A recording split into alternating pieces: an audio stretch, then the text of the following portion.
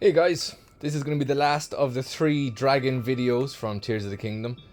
Right below me we have Farosh, I think that's how it is. Farosh, he's the electricity dragon.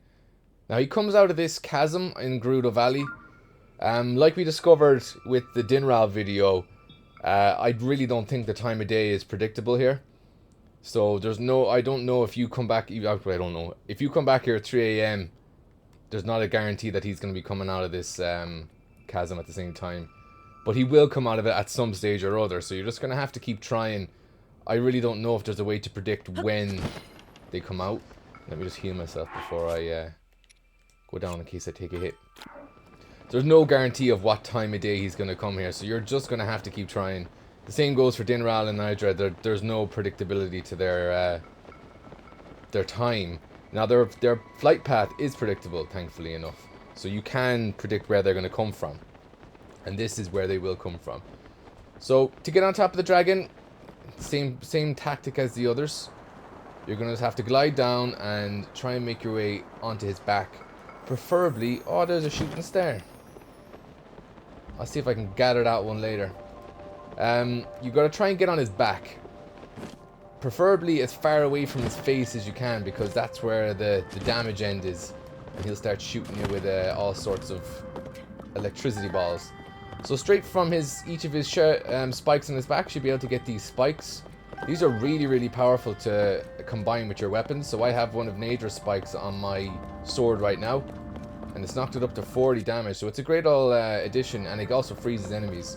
Presumably you'll get the electricity effect from this guy. So same as before, if you shoot the glowing yellow claws, that'll make him drop a claw item. If you shoot his face, preferably close to his mouth, it'll cause him to drop a fang. So I've made him do both of those in previous videos. So this one will just be for a scale. Now to get a scale, all you gotta do is when you're on his back, hit him with your sword. And there we have a scale for all your hard work.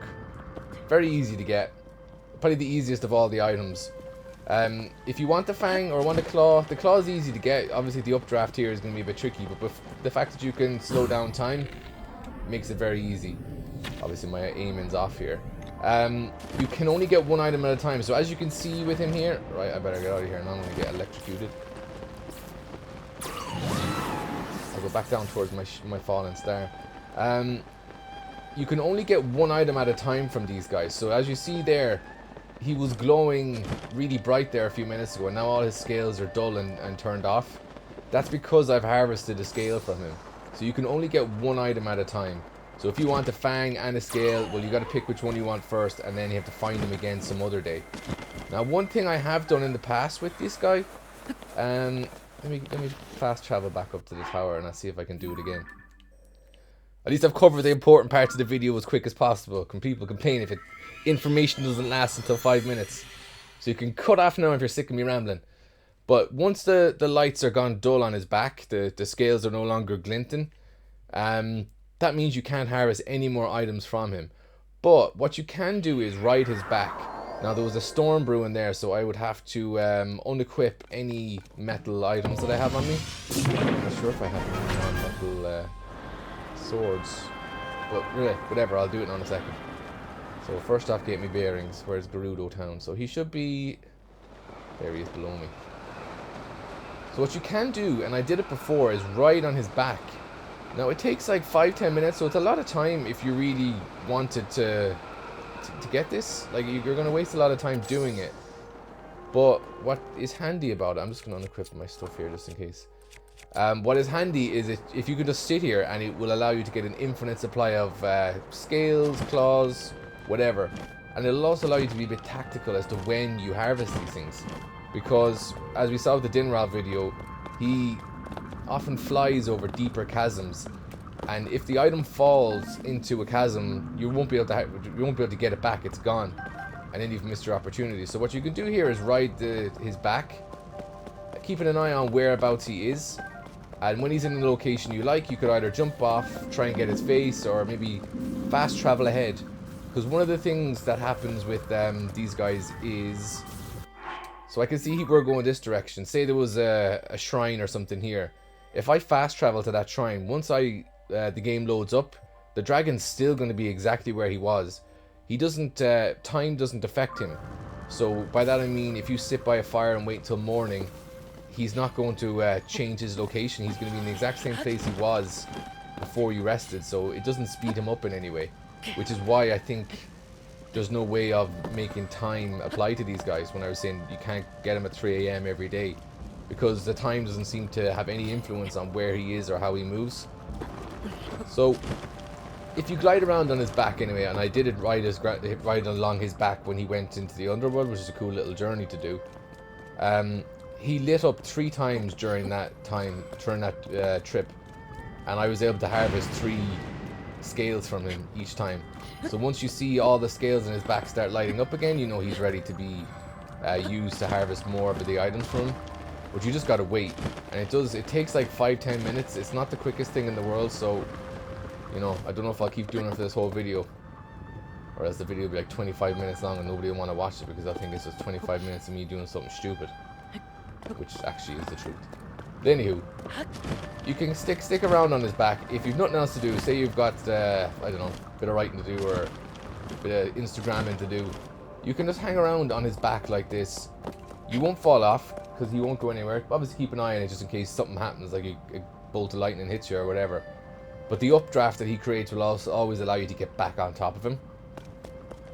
And when he goes down into the chasm, you might need to be ready and just kind of stand in a place like this. So when he goes like 90 degrees downwards, you can just stand on one of his scales like this, turning 90 degrees, and you won't fall off. But yeah, keep an eye on it. Each time the lights turn back on, all you got to do is slash him with your sword. You'll get another scale or a claw. Shoot him in his little claws down on his feet. And shoot him in the mouth if you want a Fang. And that's all you got to do. Now this is also a handy thing to do if you're looking for any shrines or any secrets. Like I can see now that I've spotted a shrine up on the hill that I've not completed yet, so you can check that with your yoke. Just put a little ding on it for the next time I want to go back and get it. But it's a nice little way to survey the land. You might spot some interesting landmarks. We got some kind of a structure over here that might be worth investigating in the future. Could be some interesting side quests. Still no sign of him turning his lights back on. So you'll have to take my word for it, because I don't want to keep recording this video for 7 hours. He definitely does turn his lights back on. What I might do is wait. I'll pause the video and I'll turn back on when it happens. And we're back. So it was around 9:30 when I paused. 9:30 in game time, and it's now nearly 3. So 6 hours in game, which is what, 6 minutes. I think it's a minute per hour in the game, and the lights are back on. So I've not gone far. Where we can see, we still see my shrine in the distance that I photographed a minute ago.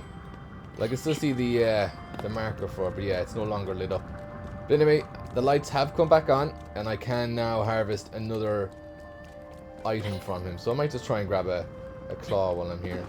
But then again, what's down below? Looks like water, so probably risky. So we might be above Lake Hylia now. We are. So this is where his second stop is. I think this means he's going to go down into this chasm, and that's where he does tend to go. So that's all it is. You can wait around. You can get your second batch of equipment or whatever you want. It's very easy to farm him. So 10 minutes is all it takes. And you can just keep getting an infinite supply of scales or claws or whatever it is that you're looking for. Very handy, very easy. Hopefully this video helps you out. I'll talk to you later.